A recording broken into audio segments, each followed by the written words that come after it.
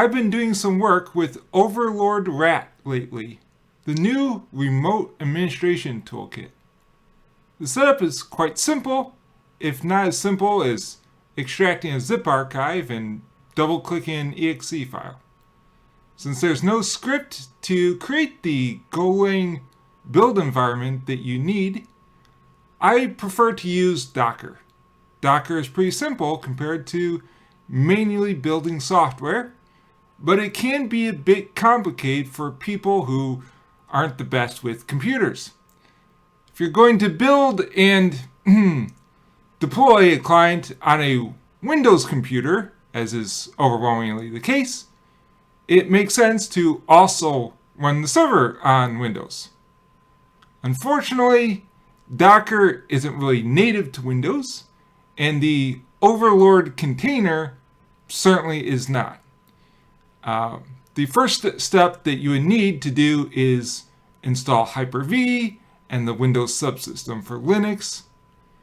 And this requires virtualization to be enabled on the host, and I have seen that be a problem. There's also additional overhead, and the more I use Docker Desktop, the more trouble that I have. My preferred workflow then is to install Docker Engine on Linux. And since I want to keep this simple, and there are plenty of guides and instructions for installing Docker already, I will be deploying a Docker image on a DigitalOcean droplet. To do that, I open DigitalOcean.com in my browser, click New Project,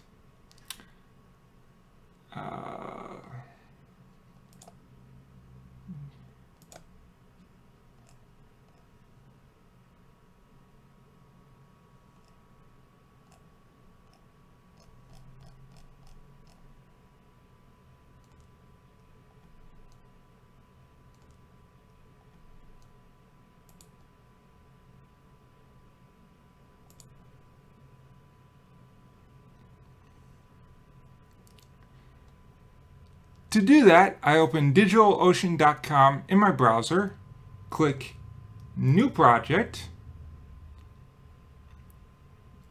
name it Overlord,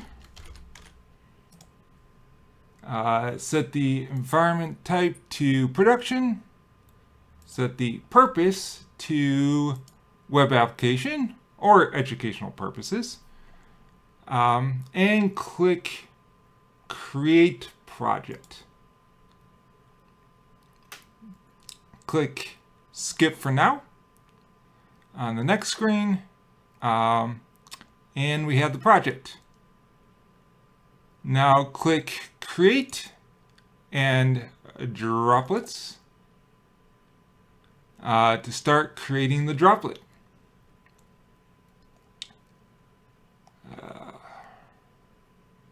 On this screen, we need to choose a data center.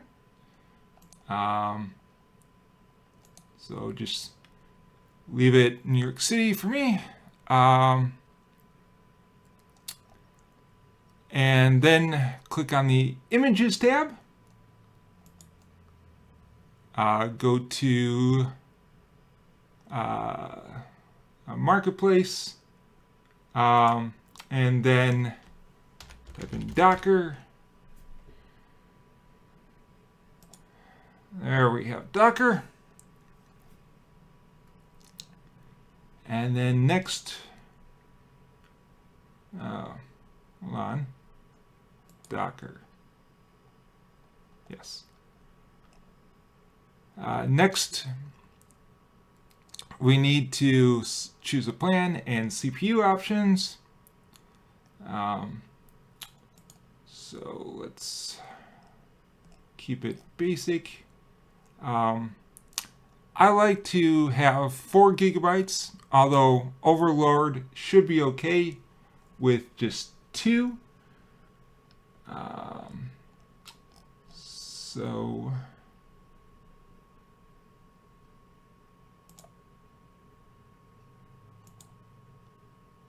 Let's do, there we go.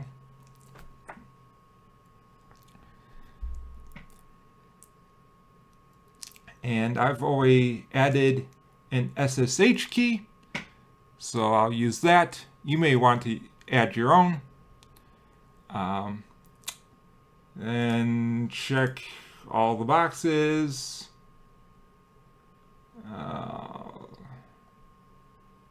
Quantity of 1. And select our Overlord project. Okay. And now just click Create Droplet. And this may take a few minutes.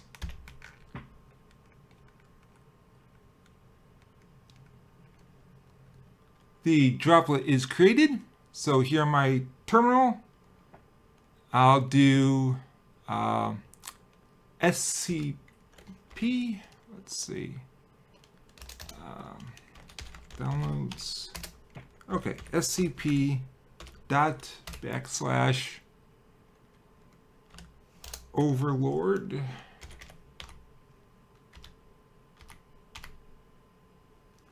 Install.sh.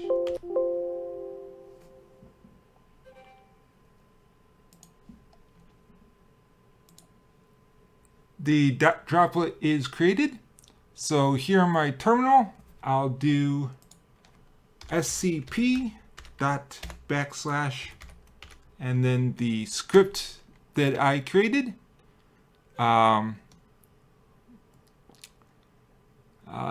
Just to automate the process. And then root at the public IPv4 address 205.8. Oh. Okay, I didn't actually specify where to copy that to, but looks like it was successful. All right, so next I just need to connect with SSH 205.8. Oh, not quite. Type in yes. And okay. Now, let's just use chmod. And then plus X. And then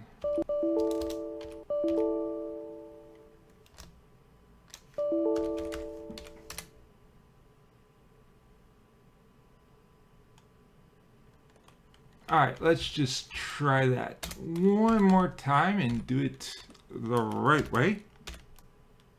:/root.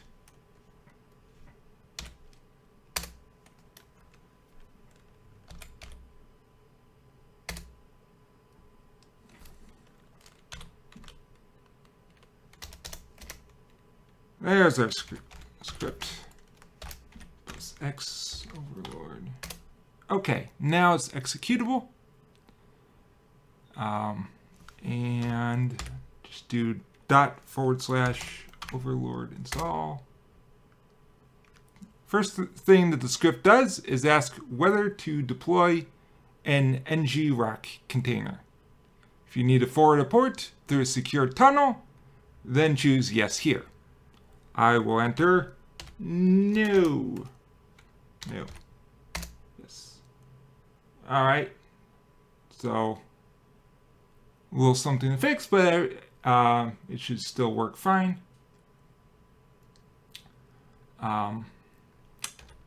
Enter username. I'll enter Drama King. And there's no prompt for a password because there's nothing in the first login logic to bypass the reset password function if the overlord underscore user environment variable has been set. So still have to reset the password at first login if you say here. Okay. Lastly, the script asks for an optional domain name. My domain name is dramaking.serve.http.com. And this is so that the IP address doesn't have to be entered every time, yes, but it also allows us to use Let's Encrypt to request a TLS certificate and avoid the scary certificate warning prompt without falling back to HTTP or installing the Overlord root CA in a certificate store, which the dashboard does provide instructions on.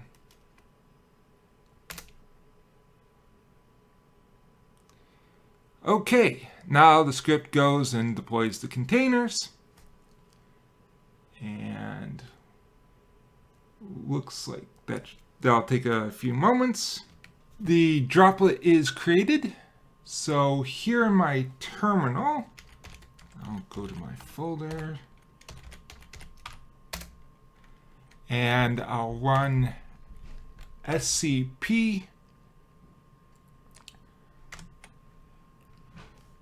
/overlord _install.sh.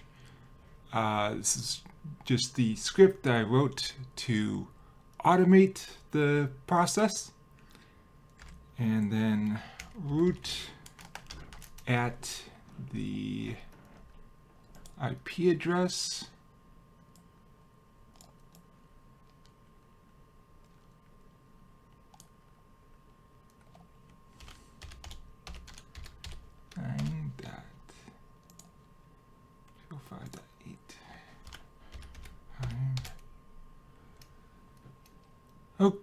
Okay, and okay, forgot to specify :/root/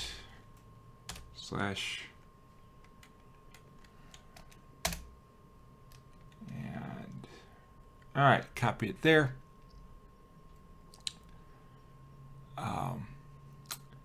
And now connect with SSH root at 206.189.205.8. And there we go.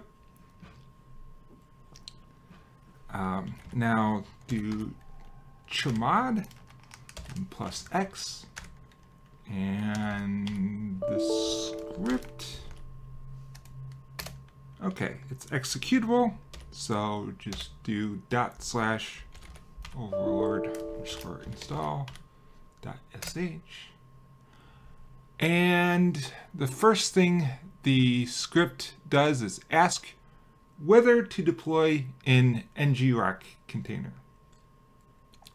If you need to forward a port through a secure tunnel, then you would choose yes here. I will enter no.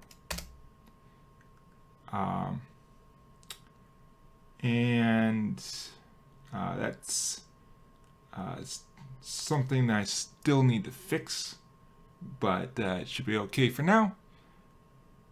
All right, so username, I'll make this Drama King. And okay, one more thing I'll have to fix. The default password is not password. It's admin, so I'll make sure to fix that. I would change it to, I would add the ability to set the password, but there's nothing in the first logon logic to bypass the reset password function And you just have to reset it anyway. So, maybe that'll change in the future. And lastly, the script asks for an optional domain name. And my domain name is dramaking.serve.http.com. This is so that the IP address doesn't have to be entered every time, yes, but it also allows us to use Let's Encrypt to request a TLS certificate and avoid the scary certificate warning prompt without falling back to HTTP or installing the Overlord root CA in a certificate store, which the dashboard does provide instructions on. All right, so hit enter, and now it's going. All right, this should, and because we're on a nice data center connection, it should be pretty quick. I'll just pause it here while it finishes. Oh, one thing I just remembered to do. This image comes with the Ultimate Firewall enabled. You can verify that with UFW status. And we can see it's active, so we need to do UFW allow 5173. Great. So that rule has been added. Refresh the browser, and maybe. Okay, so we have a little problem, and this is because the Let's Encrypt certificates were created successfully, added successfully, but Overlord does not use them successfully. So, if I go nano overlord slash, let's see, overlord.env, and then I just want to change TLS cert enabled from true to false. Control X.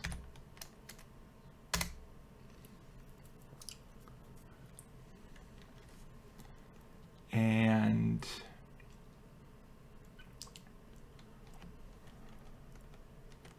okay, so now Docker container stop,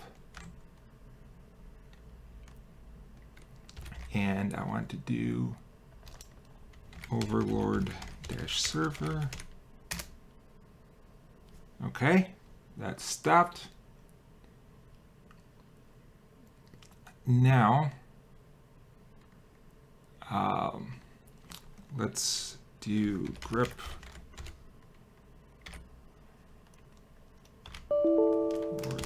install.sh, and I just want to grep for run.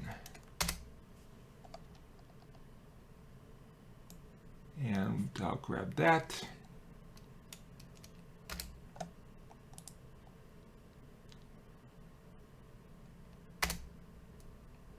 Whoops. Try it again.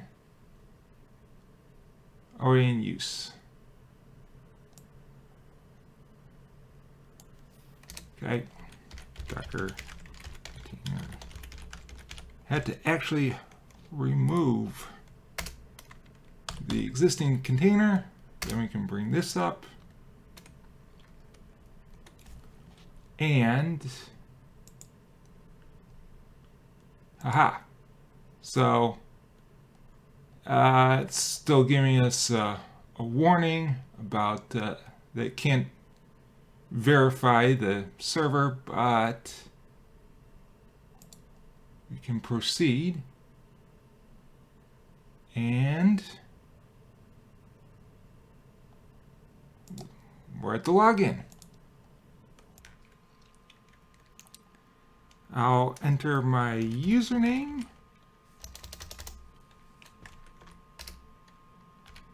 And then my password. Admin. Change the default password. And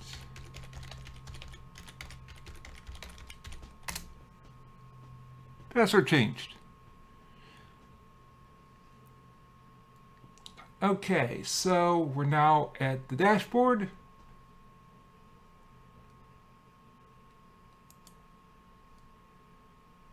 And I'll get rid of this warning there.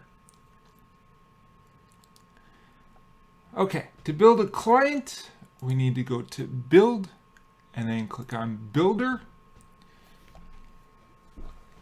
And you can see that Windows x64 is selected, so that's fine. Under Connection and Identity, Overlord has already added the static IP address. If you have a NAT connection and need to forward a port, you would enter the endpoint of your tunnel or public IP address here. There's also an option to publish the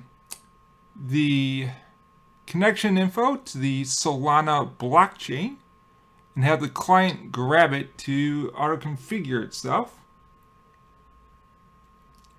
Or you can use this raw HTTPS option to like use a paste to host your server list. And then the default file name is fine. Now under, let's see, build options, we probably want to silence client printing if we don't want the end user to know what's happening. Also enable obfuscation.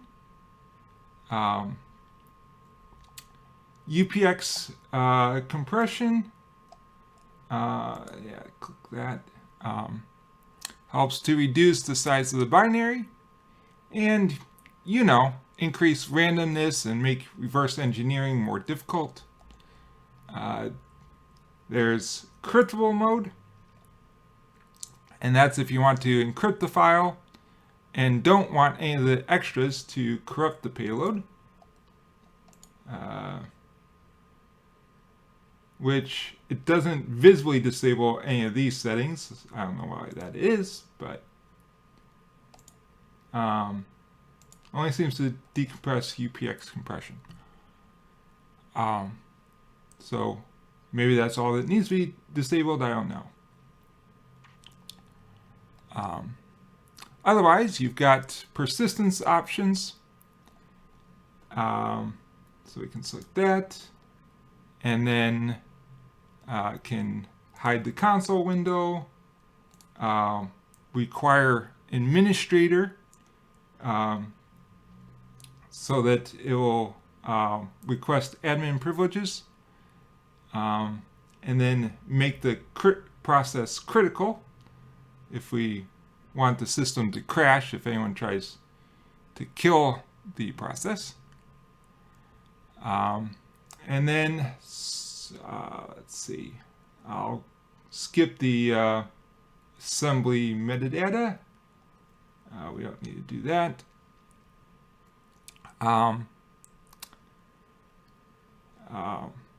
And then we do need to select the output type.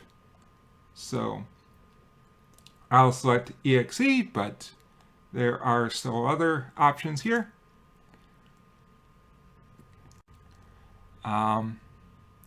And then finally, there's an option to bind the payload with another file, making it a Trojan. But we're now ready to actually build it. So it's building. But for now, I'll head over to plugins. I have some plugin files that I can upload. And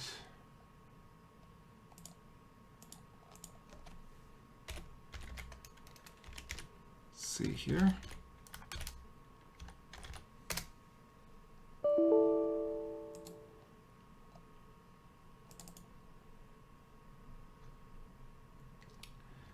Currently, there's NetScan for scanning the local network.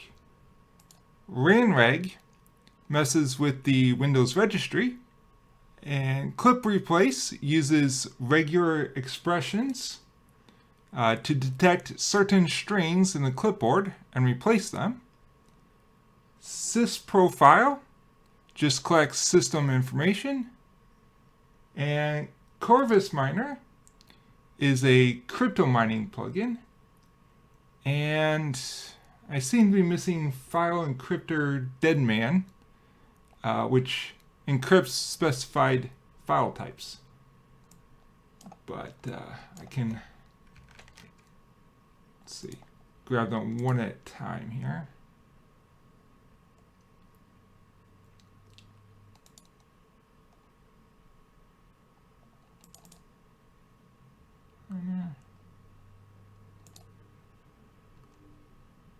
Zip.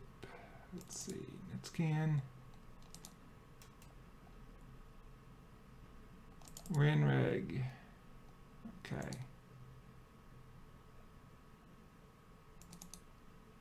And you'll notice that Corvus Miner is marked as untrusted and disabled by default.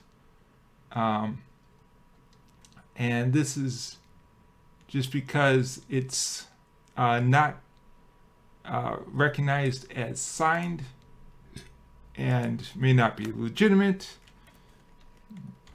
So I just need to go over to GitHub.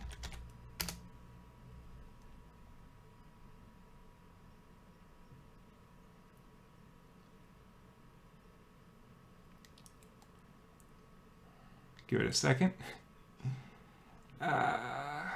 There we are. Corvus Miner.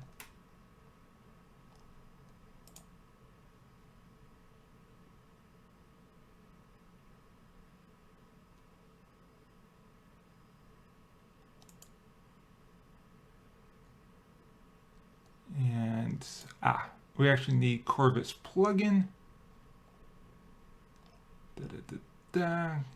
And down here,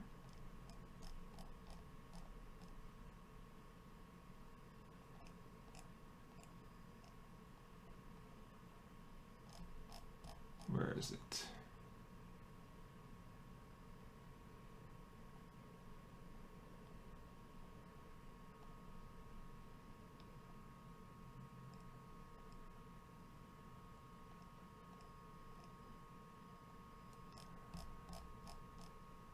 Okay, there should be a signing key, but maybe I'm just not looking in the right place.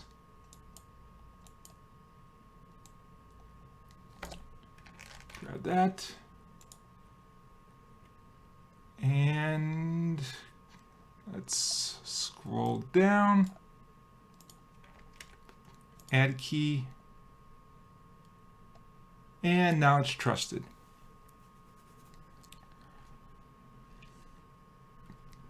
Okay. Now, if we go back to Builder, let's see, build output, go down.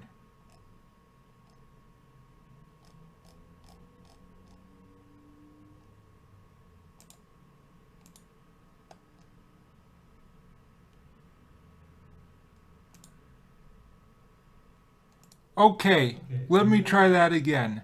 Now it's built. So I can click download.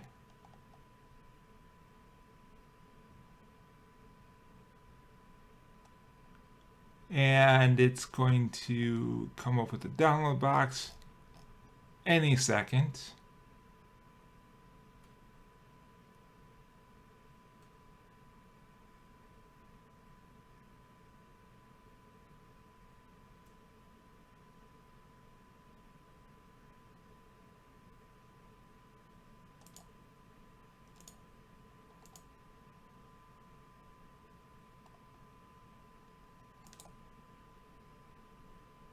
There it is.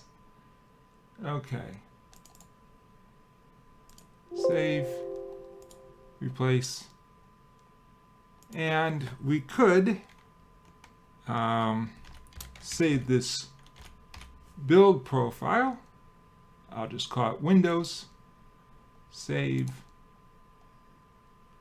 Okay. And let's run this.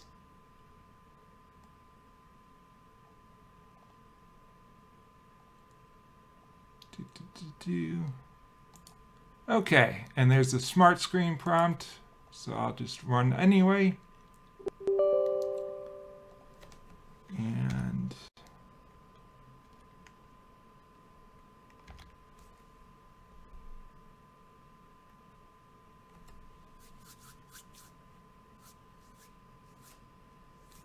there we are. Okay. Now, we need to go over to Purgatory, and it should show up as pending now. For some odd reason, new clients have to be approved before they're added to the Clients tab, but there is a notification that triggers on new connections. Or there should be.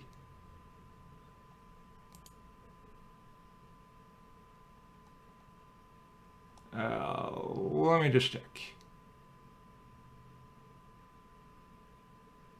Notifications. I might need to turn that on.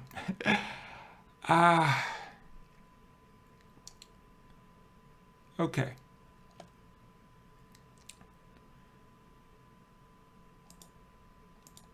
So,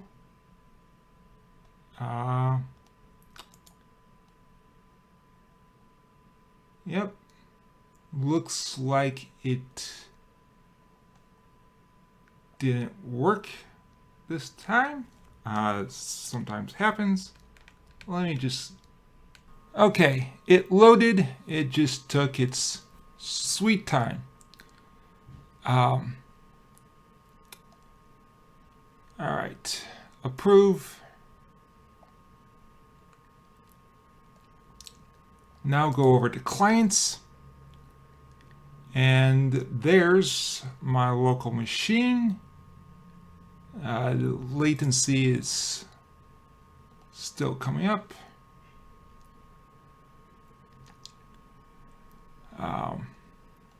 Go to commands and select remote access console.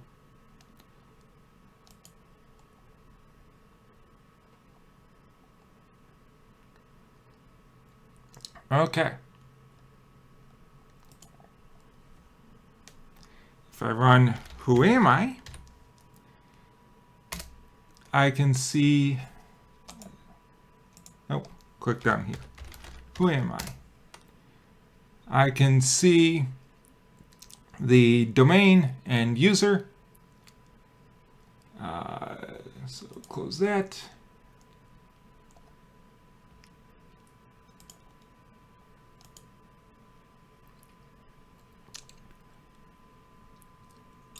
There's Backstage, which is a hidden virtual desktop.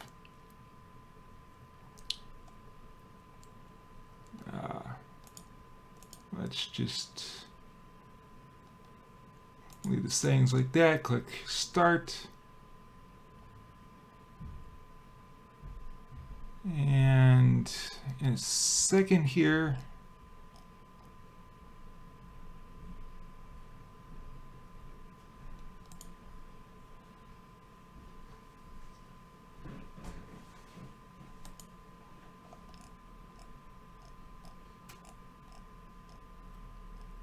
all right,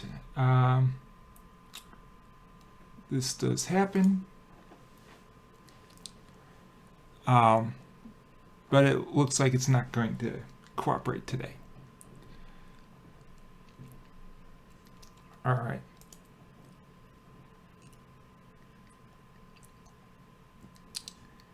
And voice is to talk to the person you're providing support to.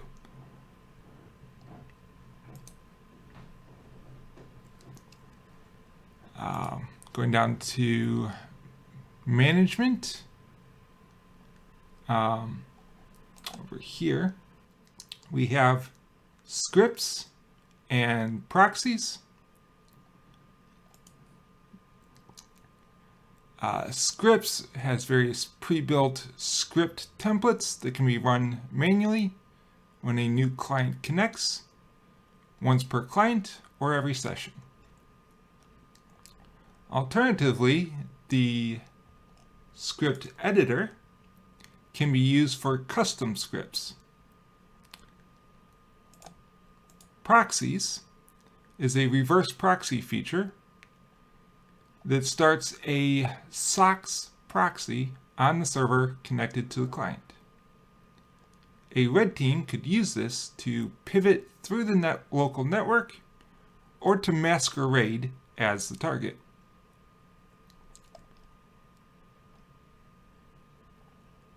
And then if we go down to monitoring, we have webcam, keylogger, and process manager, which are pretty self-explanatory. Under system, we can browse files, execute a remote payload, and use the Windows recovery environment to persist the agent after a reset. Agent just gives some miscellaneous features. I'll uninstall the agent now.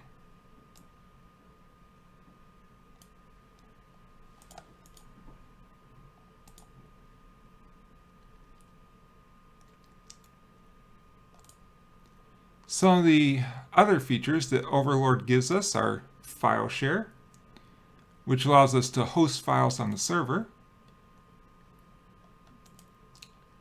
manage users, making it well suited for teams, logs, shows us the history of our agents / clients, and there is the notifications.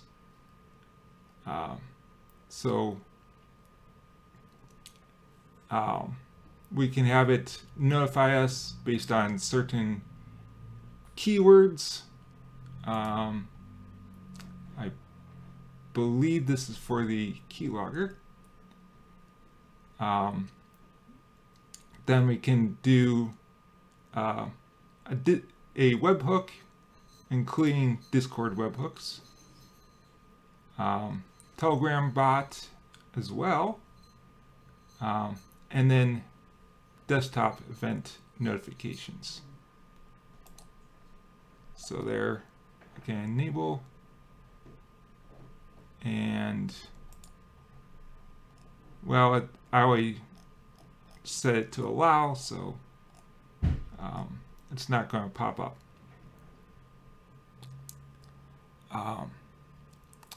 Now, I want to take a minute to talk about managing the Docker container. If you want to start and stop the container, or more importantly, pull new versions of the container, we can do so all without using Docker commands. To do this, we can connect to Portainer running on port 9443. Same thing, just proceed.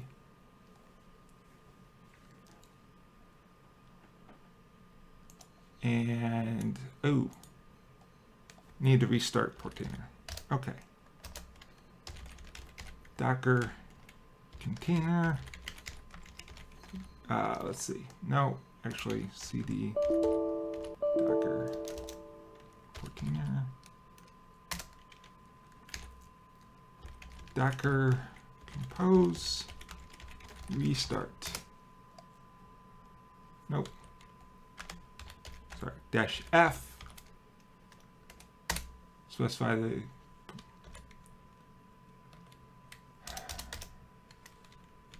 Docker compose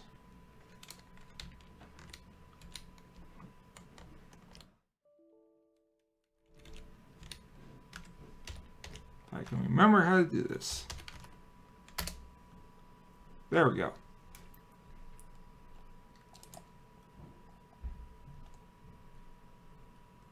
And refresh.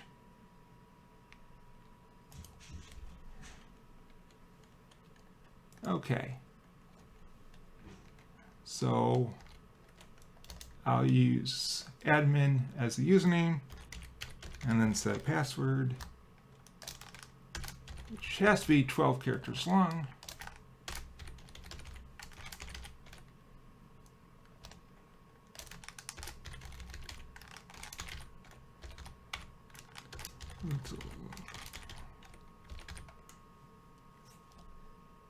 Great.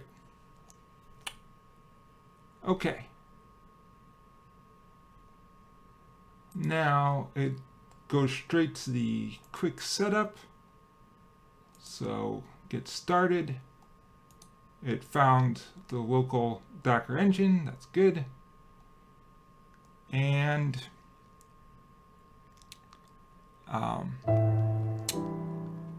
now we want to go to containers. And then click on Overlord-server. From here, there's a list of actions, log output, stats, a console for running commands, and the status of the container for monitoring. But to actually do an update, we go to images, then the Overlord image, and just click the download icon.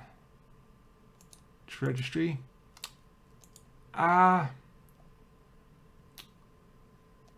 Okay, so Docker Hub is not correct. We just need to put in ghcr.io.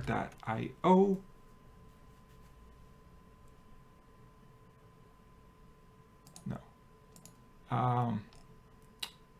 Actually, come down to registries, add registry, and it's not listed, so I'll just do a custom registry.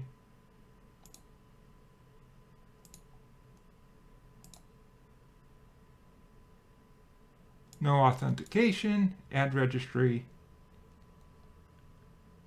We've got ghcr.io now. Images.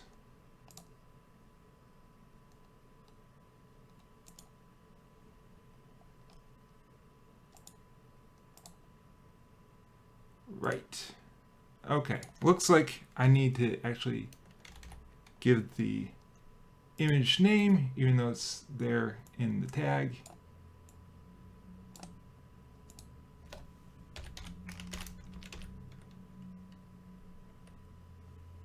Colon / yes.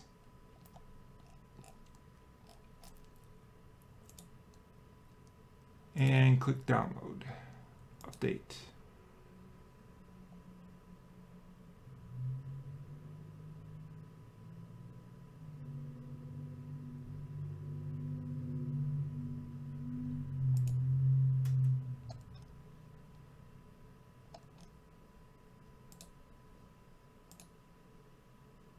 Oh, image successfully pulled. Great. So we are now running the latest 1.9.1.